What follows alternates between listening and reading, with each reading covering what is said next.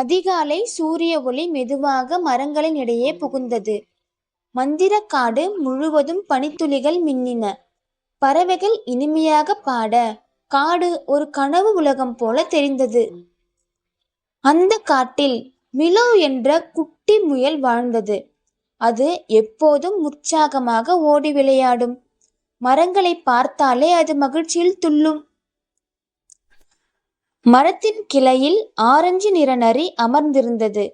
அது மிகவும் புத்திசாலி. காட்டில் நடக்கும் எல்லா விஷயங்களையும் கவனிக்கும். மிலோவுக்கு அது நல்ல நண்பன். குட்டி கரடி போபோ தேன் குடித்து கொண்டிருந்தது. அவன் சாப்பிடுவதையும் தூங்குவதையும் மிகவும் விரும்புவான். ஆனால் நண்பர்களுக்கு உதவ வேண்டுமென்றால் உடனே தயாராகி விடுவான். காட்டின் நடுவே இருந்த பெரிய மரத்தில் ஒரு வயதான ஆந்தை வாழ்ந்தது. அனைத்து விலங்குகளும் அதனை மதித்தன. ஏனெனில் அது எப்போதும் நல்ல அறிவுரைகளை வழங்கும். திடீரென்று வானம் இருண்டது. நீல நிற ஒளியுடன் மந்திர மழை பெய்ய தொடங்கியது. மழைத்துளிகள் தரையை தொட்ட இடமெல்லாம் பூக்கள் மலர்ந்தன. சின்ன அணில் தனது பருப்புகளை தேடி அழுது கொண்டிருந்தது. மழையால் அதன் உணவு எல்லாம் ஓடி போயிருந்தன. அது மிகவும் கவலையடைந்தது. மிலோ அணிலின் கண்ணீரை பார்த்து வருந்தியது. நாங்கள் உனக்கு உதவுவோம் என்று அது சொன்னது. அதன் நண்பர்களையும் உதவிக்கு அழைத்தது. முயல், நரி, கரடி மூவரும் அணிலின் பருப்புகளை தேடி கிளம்பினர். காடு மெதுவாக இருண்டும் மர்மமாகவும் மாறியது. ஆனால் அவர்கள் பயப்படவில்லை. அவர்கள் ஒரு பழைய மரப்பாலத்தை அடைந்தனர். அந்த பாலம் காற்றில் அசைந்து கொண்டிருந்தது. மிலோ மெதுவாக அனைவரையும் கடக்க உதவியது.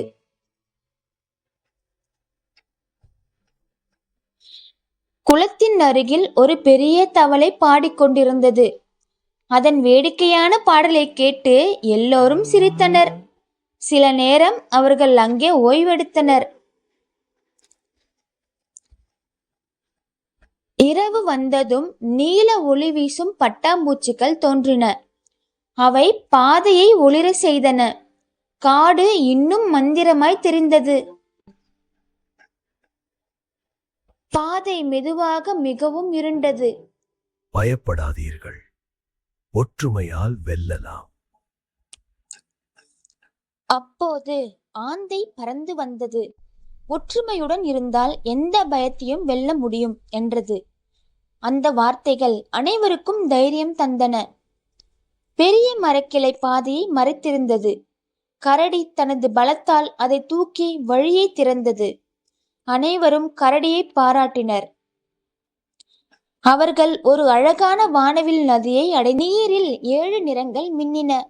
அது காட்டு மந்திரத்தின் ரகசியம் போல இருந்தது. நதியில் இருந்து ஒரு தங்க மீன் வெளியே வந்தது. நீங்கள் உண்மையான நண்பர்களா என்று கேட்டது. அனைவரும் ஒன்றாக ஆம் என்றனர். அவர்கள் ஒளிரும் காளான் வீடுகள் நிறைந்த கிராமத்தை கண்டனர். அங்கே சிறு உயிரினங்கள் மகிழ்ச்சியாக வாழ்ந்தன. அது ஒரு கனவு உலகம் போல இருந்தது. ஒரு குட்டி எலி மறைந்த பாதையை காட்டியது. இந்த வழி குகைக்கு செல்லும் என்றது. அனைவரும் அதற்கு நன்றி சொன்னார்கள். திடீரென பலமான காற்று வீசியது. இலைகள் வானில் பறந்தன. நண்பர்கள் ஒருவரின் கையை ஒருவர் பிடித்து கொண்டனர். காற்று நின்ற பின் நிலா வானில் பிரகாசித்தது. நில ஒளியில் காடு வெள்ளி நிறமாக மின்னியது. அந்த காட்சி மிகவும் அழகாக இருந்தது. திடீரென ஒரு ஓநாய் தோன்றியது.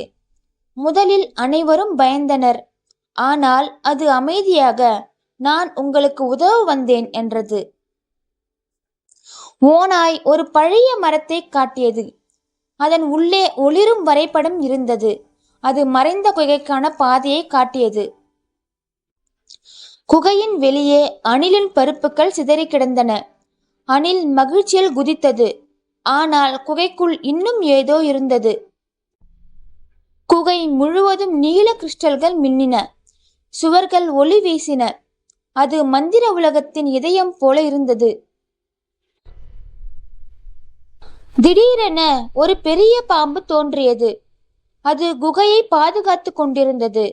அனைவரும் பயத்தில் பின்வாங்கினர். மிலோ தைரியமாக முன்னே சென்றது. நாங்கள் சண்டைக்கு வரவில்லை என்றது. நண்பர்கள் அனைவரும் ஒன்றாக நின்றனர். பாம்பு மெதுவாக சிரித்தது. நீங்கள் நல்ல மனதுடையவர்கள் என்றது. அது குகையின் ரகசியத்தை பாதுகாத்து வந்தது. அனைவரும் காட்டிற்கு திரும்பினர். ஆனால் அணில் தனது பருப்புகளை மீண்டும் பெற்ற மகிழ்ச்சியில் ஆடியது. காடு முழுவதும் கொண்டாட்டம் நடந்தது. அடுத்த நாள் காலை அனைவரும் ஒன்றாக சூரிய உதயத்தை பார்த்தனர். மிலோ சிரித்து நட்புதான் மிகப்பெரிய மந்திரம் என்றது.